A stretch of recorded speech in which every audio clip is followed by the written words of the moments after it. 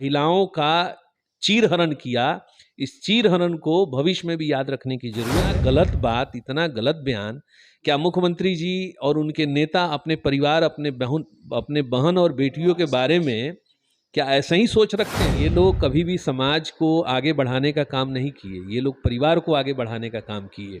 आपको याद होगा 90 के दशक में महिलाओं की तो छोड़िए, पुरुष घर से बाहर नहीं निकला करते थे। खुले अभ्रंश शब्दों का प्रयोग वो भी सदन में नहीं करना चाहिए था। और ख़ास करके महिलाएं, बहुत लोगों की जीवन में निजी क्रियाएं होती। नमस्कार, आप देख रहे हैं न्यूज़ ऑफ बिहार चंदन शर्मा के साथ। आज हम लोग हैं कोटवा में और हमारे साथ जो शख्स है इनका नाम हिमांशु सिंह है। हमेशा युवाओं के प्रति और समाज के प्रति तत्पर रहते हैं और इनसे जानने का हम प्रयास करेंगे जो यहाँ के मुख्यमंत्री जो हैं, अभी यहाँ का जो मुख्यमंत्री है उनका जो बयान आया है, जो महिलाओं के ऊपर कहते नहीं है कि जब महिला शक्तिकरण होती है लेकिन महिलाओं को कहीं ना कहीं ठेस पहुँचा हुआ है, उनके बारे में हम बात करेंगे। सबसे पहले नमस्कार। नमस्कार और बहुत बहुत धन्यवाद आपका। ये आपका पूछना कि मुख्यमंत्री का बयान, ये बहुत ही दुर्भाग्यपूर्ण बयान है मुख्यमंत्री जी का।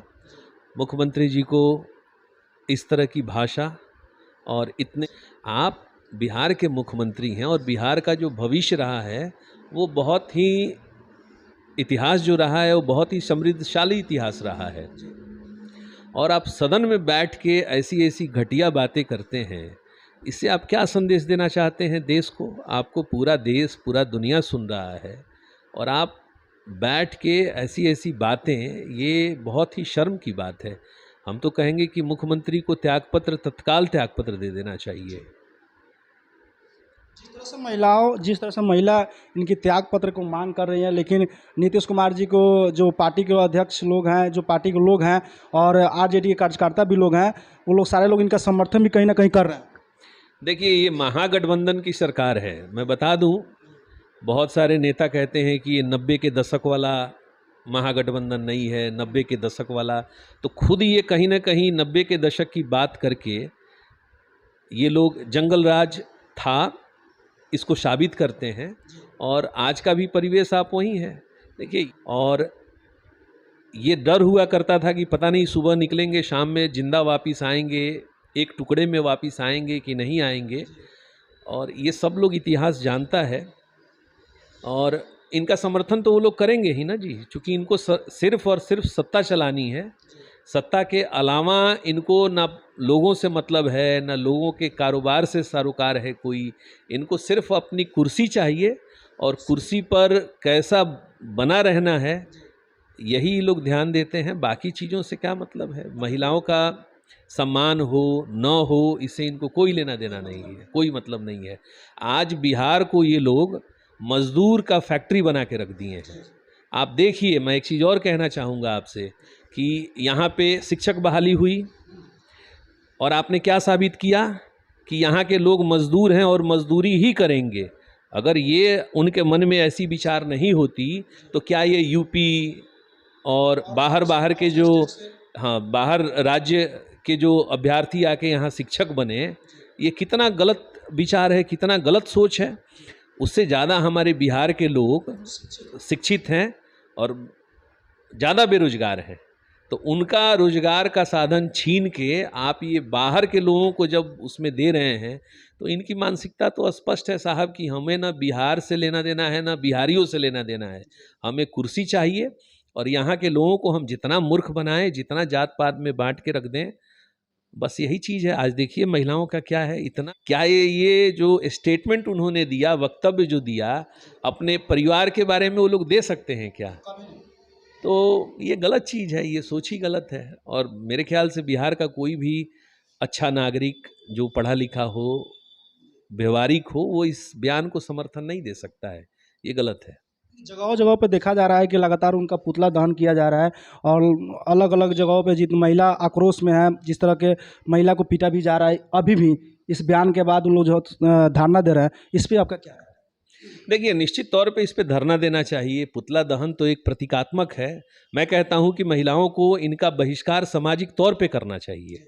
जहाँ भी इनका कार्यक्रम हो, जहाँ भी इनका कोई भी कार्यक्रम हो, निश्चित तौर पे, और आज ही नहीं, महिलाओं को और बिहार को ये अपमान याद रखने की आवश्यकता है कि इन्होंने खुले सदन में कि ऐसे चीरहरणकर्ता को बिहार से भगाना है और सत्ता के लोभियों को सत्ता से दूर भगाना है। जिस तरह द्रौपदी का चिरहरण हुआ था, दुर्योधन किए थे, उसी तरह ये आपका कहने का मतलब यही? बिल्कुल बिल्कुल बिल्कुल। उसका तो हुआ था कि परिवार बैठा था और परिवार के सामने ही सत्ता के लिए, वो भी सत्ता के लिए हुआ था, और ये भी जो हो रहा है ये सत्ता के लिए हो रहा है। तो ऐसे ऐसे दुर्योधनों को यहाँ से भगाने की आवश्यकता है, तभी जाके हस्तिनापुर कायम होगा। अन्यथा, और ये कृष्ण की भूमिका में महिलाएं ही हैं, समाज ही आएगा। आज कृष्ण बनने की आवश्यकता है तो वो समाज ही बनेगा और वो महिलाएं ही बनेंगी जो खुद के आत्मरक्षा के लिए सुदृढ़ होकर मजबूती से आगे आएंगी। जिस तरह एनडीए गठबंधन के लोग कह रहे हैं कि ये भाजपा का साजिश है कि जो महिलाओं को उस्काना, महिलाओं को आगे लेकर आना, इस पर आप क्या कहना चाहते हैं? देखिए, एनडीए गठबंधन का कैसे साजिश आप कह सकते हैं साहब? अभी तो मुख्यमंत्री महागठबंधन के मुख्यमंत्री हैं। जैसे महिलाओं के प्रति जैसे उसका देना कि जिस तरह की टिप्पणी वो किए हैं, लेकिन महिला को लग रहा है कि उन लोगों को लग रहा है कि जो महिला को इन्हों लोग एनडीए के जो गठबंधन वाले हैं वहीं उसकाए हुए। देखिए, महिलाएं आज के डेट में, आज की तारीख में बिहार की जो महिलाएं हैं वो बहुत शिक्षित हैं। आप स्कूलों में चले जाएं, दुनिया भर की जो महिलाएं हैं वो पढ़ी लिखी हैं और उनको कुछ भी कहने की आवश्यकता नहीं है। हर व्यक्ति, एक मूर्ख व्यक्ति भी समझता है कि हमारा मान कहाँ मिलता है और अपमान कैसे होता है। तो हम अपने पढ़े लिखे महिलाओं से ये उम्मीद करें कि उनको कोई उकसा दे, ये मूर्ख वाली बात है, ये बात सही नहीं है। हमारे कहने का मतलब, अगर बिहार का मुखिया जो हो अगर इस तरह का अगर बयानबाजी करता है तो इस पे कहीं ना कहीं बिहार की, हमारे बिहार ने, बिहार से अलग हट के दूसरे राज्य में हम लोग का जिस तरह बदनामी हो रहा है, इस पे आपका क्या राय है?